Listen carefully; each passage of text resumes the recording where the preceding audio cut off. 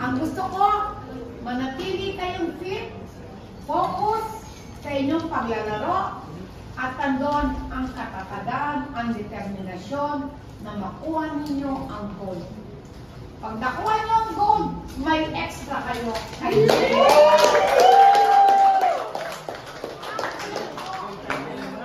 Na kayang-kaya ninyo yun. Ang kailangan lang ay focus.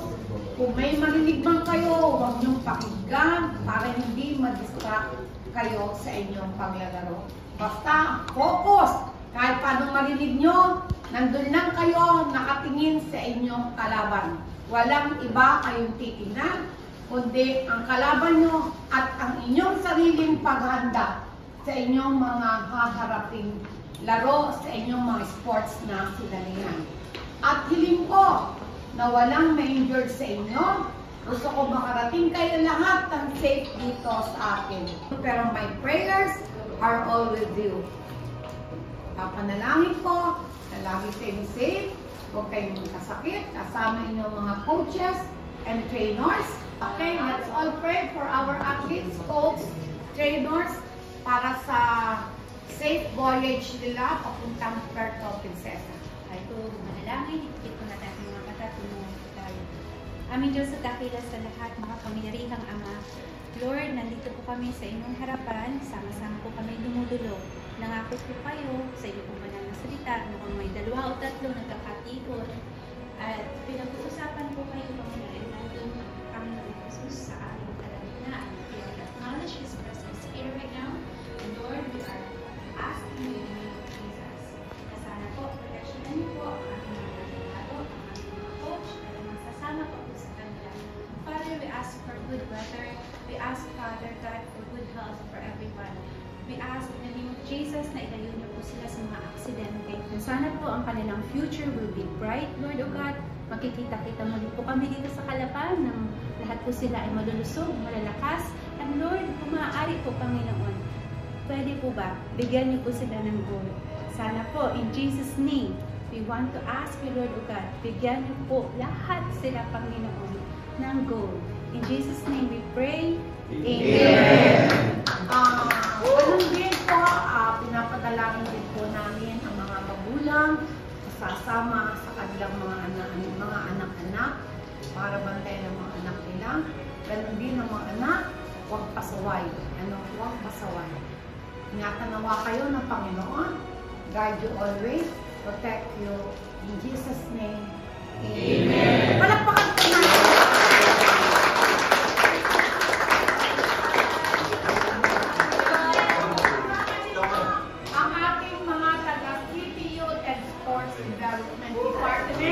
Tapos lang daw ng kasama nila papunta po sa Puerto Princesa. Guide din kayo, mag-ingat din kayo dahil mahirapan din sila kung kayo ay wala. Masukan mo yan. Magdating po. Okay. Siya po ay ongoing po kasi ang cluster meet ng private school. So, galing na niya sa competition.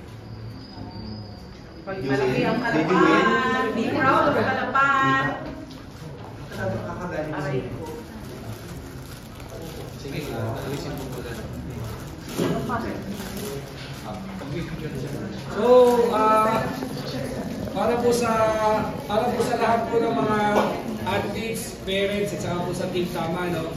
Ang delegasyon po ng Calapan ay magko-compete together with other cities and provinces. Ang Batang Pinoy po ay isang competition para po sa mga kabataan may edad, I think, 12 na lang. 12 years old to 15, 17 years old.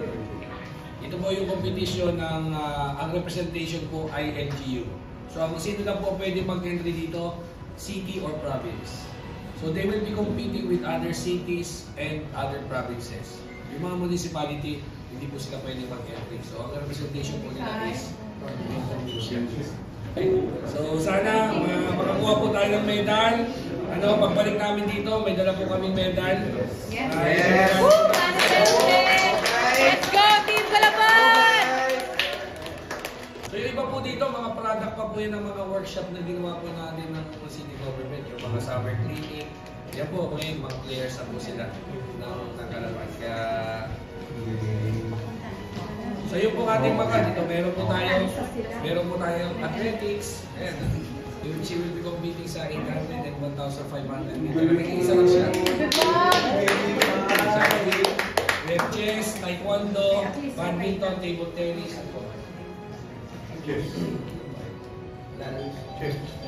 So yun lang po ang pinanalaman natin ay yung mga best of the best natin players. Although lahat naman po pwede.